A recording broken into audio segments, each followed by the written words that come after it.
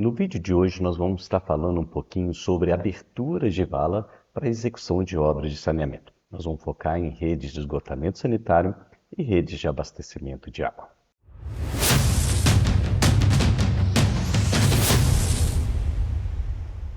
A gente pode ver por essa imagem aqui que no nosso dia a dia, numa cidade, a gente tem várias infraestruturas executadas que estão subterrâneas, né?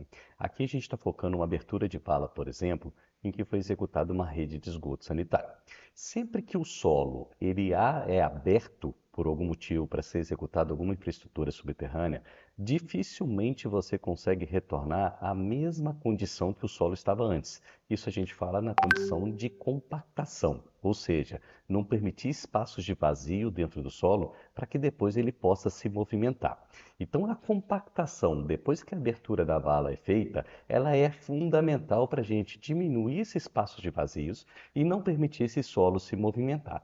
Pois caso ele se movimente, o pavimento na parte superior vai ter um afundamento, um recalque, né? E isso daí, dependendo, pode até abrir algumas crateras no solo, fazendo com que a gente pode ter alguns tipos de acidentes, né? Então, por exemplo, aqui a gente vê um asfalto que provavelmente teve uma abertura de vala nesse ponto e a vala, ao ser compactada, não teve o nível de compactação adequado, permitindo espaços de vazios e aí depois o trânsito ao passar em cima, movimentações passar em cima ou algum tipo de percolação de água no solo, alguma infiltração, fez esse solo se movimentar pelos espaços de vazios que existem dentro dele, fazendo ter esse tipo de afundamento aí.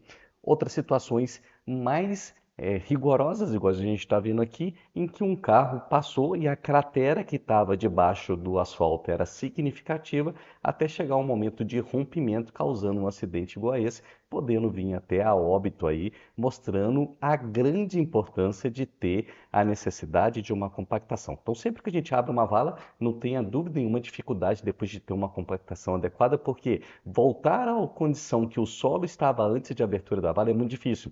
Para isso, a compactação tem que ser muito bem cuidadosa. Como é que se normalmente faz essa compactação? Então, você abriu a vala, igual a gente está mostrando aqui com uma profundidade variável, né? Aqui na parte inferior, onde a gente assenta a tubulação, em virtude da gente ter aqui um tubo, a compactação, principalmente na lateral, tem que ser uma compactação manual, então se usa soquetes, por exemplo.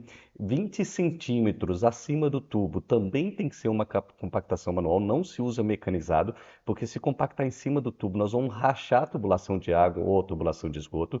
Então, 20 centímetros também com um soquete manual. E depois dos 20 centímetros para cima, aí sim a gente vê com uma compactação mecanizada, né? Que pode ser, por exemplo, um sapo, que é muito convencional de ser utilizado. Então, um compactador a percussão para a gente fazer essa compactação adequada para que a gente não tenha nenhum espaço de vazio aqui para permitir com que essa vala, depois que recebe o asfalto na parte superior, não venha a ter nenhum tipo de sedimentação ou recalque.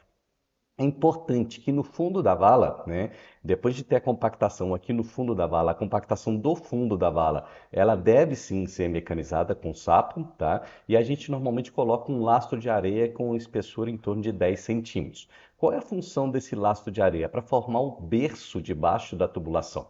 Então, o que que acontece? O tubo aqui, se a gente não põe um lastro de areia, ele não forma esse berço. Tá vendo que ele como se ele acomodasse na areia, né? Porque a areia é flexível, então ele acomoda, fazendo todo o peso de solo que tem em cima aqui e o peso de trânsito que vai acontecer, ao transmitir esse esforço todo para o tubo tem essa seção inteira dele apoiada. Por quê? Esse tipo de compactação debaixo do tubo, aqui nas laterais, na parte inferior, é muito de fazer manualmente.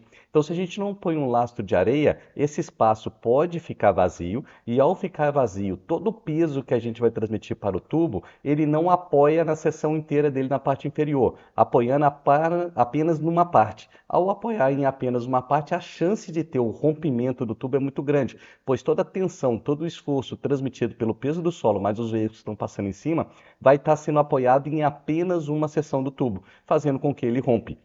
Então, o berço de areia é fundamental para que distribui todo o esforço que você tem na parte superior e ele evite de romper essa tubulação. Então, por isso que se coloque aí o berço de areia, muito utilizado em rede de água e rede de esgoto.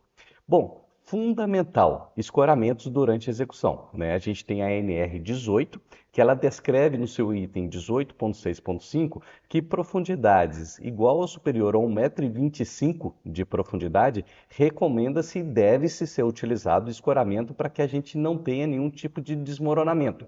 Quando a gente abre a vala, conforme eu já comentei, a gente tira a condição natural do solo. Ao tirar a condição natural do solo, é naturalmente a possibilidade de ter o quê? O desbarrancamento da parte lateral. Então toda vala com 1,25 m de profundidade para mais, por questão de segurança das pessoas que estão ali, a gente tem que sim colocar o escoramento. Então está aqui mostrando valas com profundidade em cima de 1,25 m. Aqui a gente tem os escoramentos, né? As estroncas mostrando para segurar as partes laterais.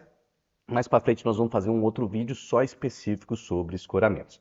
Importante ainda na NR18, ele traz algumas informações interessantes que muitas das pessoas não sabem no dia a dia. De acordo com a sua profundidade de escavação, então vamos supor que a H aqui é a profundidade, que seja 1 metro essa profundidade. O material que você coloca da escavação tem que estar pelo menos uma distância de metade de H. Então, se essa profundidade for 1 metro, pelo menos essa distância aqui tem que ser meio metro. Se essa profundidade for 2 metros, metade de 2 metros, 1 metro, essa distância do material que você coloca tem que ser pelo menos 1 metro da vala, de acordo com a profundidade. O maquinário tem que ser pelo menos uma distância de 2 vezes a profundidade da sua vala. Então, se a vala é 2 metros, todo o maquinário tem que estar pelo menos a 4 metros de distância dessa vala. Para quê? Para evitar com que o peso desse maquinário, ao fazer o esforço no solo, ocasione aí o desmoronamento da vala. Então, é importantíssimo ter essa ciência aí do que tem descrito nas normas de segurança. Aqui eu vou mostrar para vocês agora uma situação que aconteceu o rompimento de uma vala com a pessoa trabalhando aqui a profundidade aproximadamente 4 metros, né? E você vê aí, ó. Você percebe o desmoronamento e a infelicidade das pessoas que estavam trabalhando. Vamos voltar aqui então. Estava trabalhando nessa vala e a grande chance da pessoa ter falecido e vindo a óbito. Então você vê a profundidade que está a vala, provavelmente até mais do que 4 metros, sem nenhum tipo de escoramento. Se a gente voltar para trás aqui, a gente pode até perceber se tem ou não maquinários. Então a gente vê o maquinário aqui não respeitando a distância que se tem da vala, né? E aí a gente vê a situação trágica. Descendo a tubulação então, e aí nós vamos ver que não tinha escoramento, fazendo com que a segurança do profissional ficasse aí toda comprometida. Nós vamos fazer outros vídeos depois na sequência, mostrando como fazer um bom escoramento. Então a gente vai ver a infelicidade que aconteceu nesse caso, levando a um acidente seríssimo. A vala desmoronando. E você vê que, às vezes, ao olhar, você fala assim, ah, não, tá estável. Não tem dessa. A tendência de acontecer é significativa.